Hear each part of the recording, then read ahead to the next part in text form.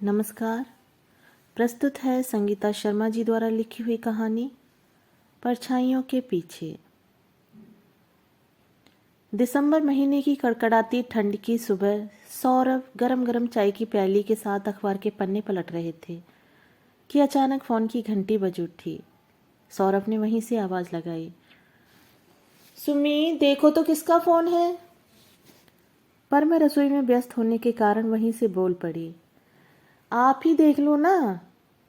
सौरभ ने फोन उठाया। दूसरी ओर से कोई आवाज नहीं आई।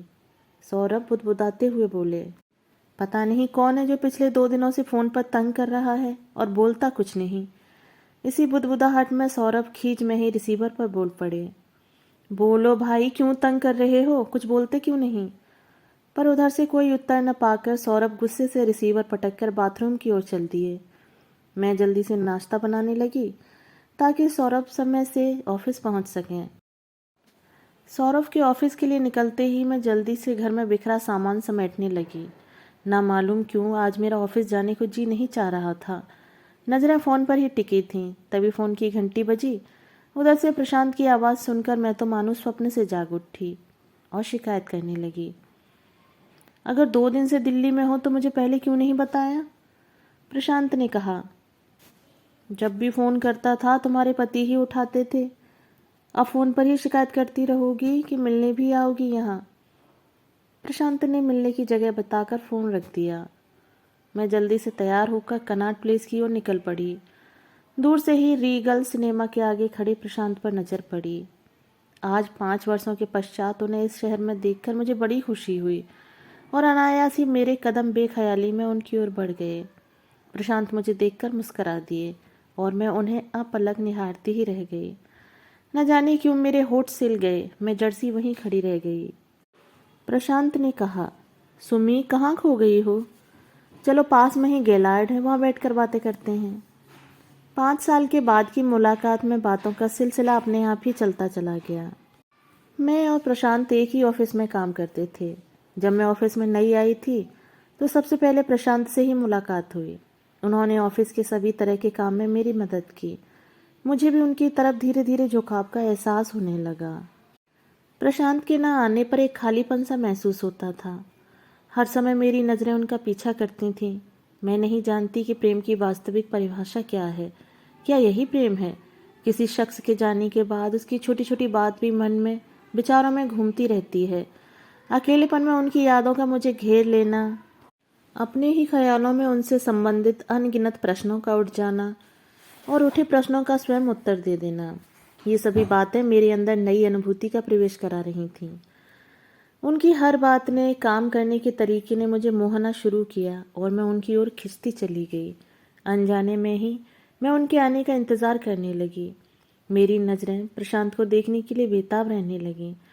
वह शख्स जो मेरी ज़िंदगी में एक नया रंग लेकर आया, उसके व्यक्तित्व के आगे मैं अपना घर, अपने पति, अपने बच्चे, यहाँ तक कि मेरा समाज में अलग स्थान है, मेरे नाम के साथ मेरे परिवार का नाम जुड़ा है, इन सभी चीज़ों को भी भूलने लगी। न जाने कितनी दबी आकांक्षाओं, भावनाओं और अधूरी कामनाओं की पूर्ति प्रशांत के व्यक्तित्व में मैं देखती थी। मैं मन ही मन चाहती थी कि वह मुझसे कुछ कहे। मैं जितनी भावुक थी उतने ही वह संयमित और संतुलित थे। प्रशांत ने कभी मुझसे काम के अलावा कोई बात नहीं की, परंतु मेरी अबोली आंखों ने शायद वह सब कुछ कह दिया जिन्हें शब्दों में परिभाषित करना जरूरी नहीं था। ऐसे ही एक दिन उनके जन्मदिन की अनुपम अद्वितीय बेला पर मैंने उन्हें एक छोटा सा कार्ड दिया, जिसे उन्हें सहजता से धन्यवाद कहकर स्वीकार कर लिया। मानो मुझे एक प्रकार की संतुष्टि मिली। मेरी भावनाएं ऐसी थीं जिन्हें मैं शब्दों में अभिव्यक्त नहीं कर सकती थी, परंतु एक अनजाना सा सुकून मिला मुझे। मैंने चाहा कि समय यहीं थम जाए। किसी के व्यक्तित्व से अभिभूत होकर, बिना अवलंब और अभय होकर मैंने बिना परिणाम की इच्छा के निवेदन किया। मालूम नहीं यह दिव्य स्वप्न था या वाह व्यक्तित्व का आकर्षण, परंतु मुझे इस भ्रांति से ही सुकून था। क्या सच क्या झूठ, जीवन रूपी नाप को चलने के लिए छोड़ दिया। परंतु मैं इस बात से अनजान थी कि वह मेरे तथा मेरे परिवार के बारे में सब कुछ जान चुके हैं। शीघ्र ही प्रशांत ने ऑफिस से स्थानांतरण के लिए प्रार्थना पत्र दे दिया और प्रार्थना पत्र शीघ्र ही स्वीकार भी हो गया। प्रशांत बिना मुझसे कुछ कहे अपने परिवार सहित दूसरे शहर चले गए और मुझसे प्रशांत ने शांत भाव से कहा, हाँ सुमी, तुम्हारे बारे में सब कुछ जानता हूँ। मैं कुछ पूछ भी न सकी, बस हंसी का आवरण मुख पर चढ़ाकर उन्हें प्यार से विदाई दे दी। अब मैं प्रशांत की यादों के सहारे जीने की कोशिश करने लगी, परंतु मानसिक रूप से मैं संतुष्ट ना हो सकी। वैसे सौरभ के लिए मेरी इच्छा अनिच्छा बहुत मायने रखती थी। मैं अपनी ओर से उनको खुश रखने में कोई कसर नहीं छोड़ती थी, परंतु सब कुछ होने के बावजूद एक कसक सी थी मेरे मन में। कुछ था जो मैं चाहती थी और मिल नहीं पा रहा था मुझे। मैं सौरभ में एक अलग व्यक्तित्व की छवि देखना चाहती थी, मगर कैसे? वैसे मैं उन लोगों में से थी जो जिंदगी की छोटी छोटी बातों में भी खुश हो जाया करते हैं। जब मैं हंसती थी तो मेरी हंसी की आवाज़ दूर तक जाती थी, परंतु आज ऐसा नहीं था। सौरभ मुझसे शिकायत करते थे। इतना कुछ तो दिया था उन्होंने, लेकिन शायद मेरे सोचने के ढंग में ही गलती थी। बस इन्हीं विचारों में उलझकर मैं अपने को दोषी ठहराते हुए सोचती थी कि मैं परछाइयों के पीछे क्यों दौड़ रही हूँ।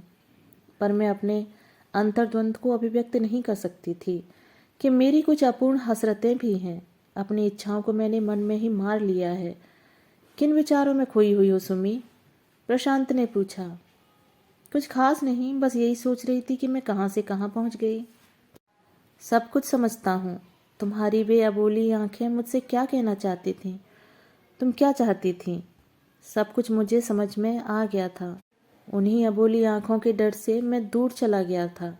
मैं जानता था कि जिस तरह तुम सोच रही हो वह ठीक नहीं है, और उस समय मेरे द्वारा समझाने पर भी तुम कभी कुछ न समझ सकोगी। भविष्य में देखते हुए मेरा यहाँ से जाना ही उचित था, और जाने से पहले मैं तुम्हें कुछ न कह सका, परंतु आज मैं तुमसे वह सब कुछ कहना चाहता हूँ जो उस समय न कह सका था। अच्छा, तुम अब सोचने भी लग गई हो और अच्छे शब्दों में बोलने भी लग गई हो। अच्छा, आप बताओ, तुम्हें जाने की जल्दी तो नहीं है? मुझे तुमसे कुछ ज़रूरी बातें करनी है।